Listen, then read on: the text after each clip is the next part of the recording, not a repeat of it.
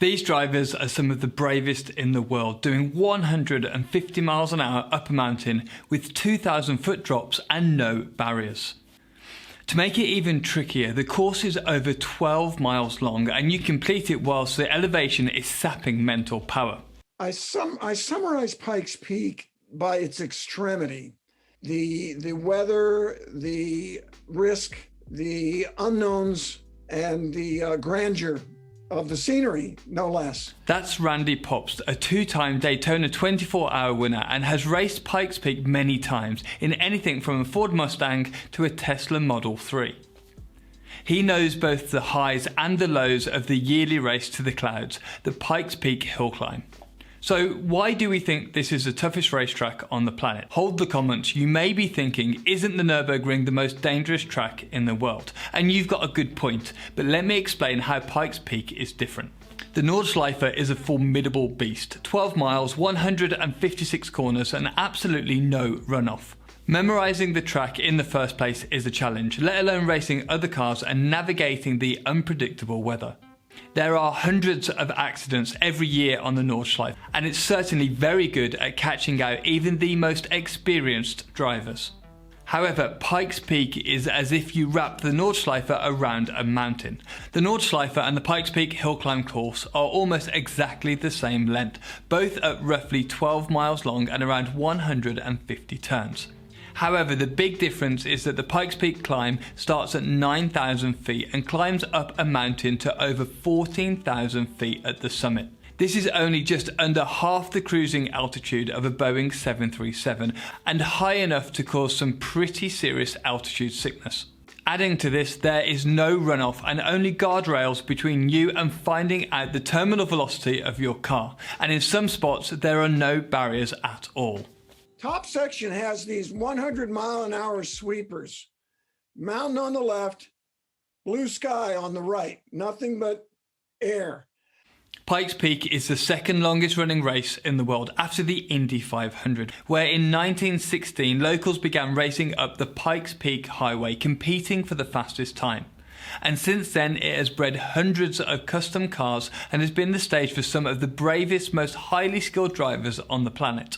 For the majority of that time, the track was dirt, but since 2011, it has been fully paved. It was actually, I believe, easier when it was dirt because the speeds were lower. And now the runoff is the same. And the speeds are so much higher. If anything goes wrong, it goes more wrong. And again, these aren't wide, smooth roads like most conventional race circuits. Just like the famous Nordschleife, the roads are narrow, winding and have lots of elevation and camber changes, all perfect for catching drivers out. Just memorising the track is a mammoth task in the first place, and being quick is another challenge on top of that. They both have many blind bends that require complete commitment and perfect judgment, as well as the challenge of many corners looking very similar. Pikes Peak has another incredible challenge, the altitude. Not only does the mountain course have incredible drops, but it also means the air is much thinner. This means that the car's aero doesn't work quite as well. The petrol engine cars require massive turbos to maintain power, but also the drivers struggle too. The human brain requires a healthy supply of oxygen to work at optimal levels, and so reducing this at altitude is a real challenge for the drivers, and it comes at a time when they need maximum concentration to stay on the road.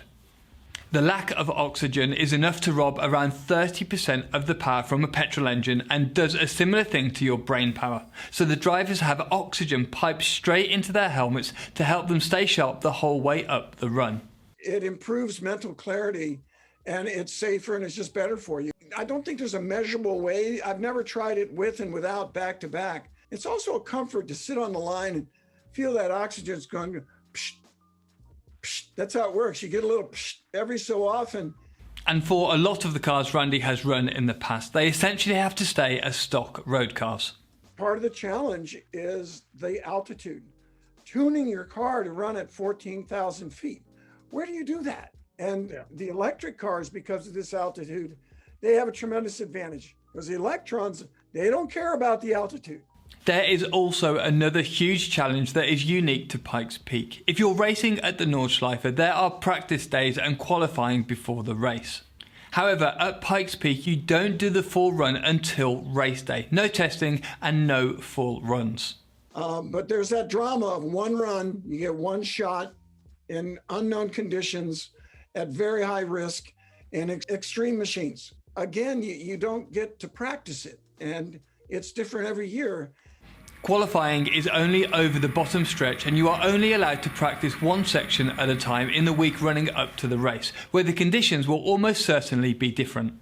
Now, you may be thinking, why bother qualifying if it's just a time attack? Well, it matters a lot. The faster you qualify, the earlier you get to start. And this means that the track is cooler and therefore grippier, and on top of that, there is a much lower chance of the storms that are pretty frequent there. The road also changes. A race circuit tends to glean up and rubber in with lots of running over a race weekend. However, Pikes Peak never gets to this stage. The tarmac is dusty and often very bumpy. Paved road freezes and gets rough. The top section is incredibly rough. The car will actually leave the ground in places. And that was how I got in trouble last year. And again, you don't get to practice it, and it's different every year. And all those things are constantly changing at Pikes Peak. The only thing consistent is that there are so many unknowns. The freeze and thawing of the mountain means that the tarmac warps and creates bumps over the winter. Each year the track changes significantly.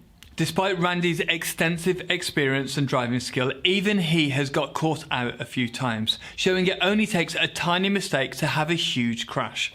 Last year, Randy was running a Tesla Model 3 and had an accident in testing, showing the smallest mistake can be costly. He was also lucky that this was an area with a little bit of runoff. Some haven't been so lucky.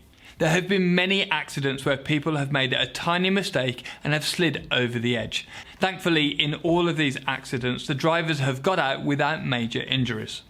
And this is what it all comes down to: the number of unknowns, track temperature, the grip available, the weather, the car's performance, and even your ability to react to unexpected things happening.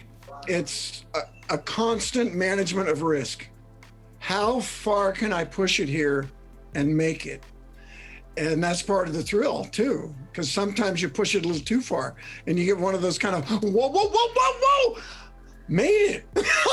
And that's why we think it's the most challenging track in the world. So many unknowns, and your run is purely based on your ability to predict the grip and ability to react in case it's not there. What do you think? We are going to Pikes Peak this year, so are very excited to bring you more content around this incredible race. One of the most interesting things about Pikes Peak is that there is an ultimate class where the cars don't have to comply to any rules. We made a video about that here, so please go and check it out. Cheers, and I'll see you next time.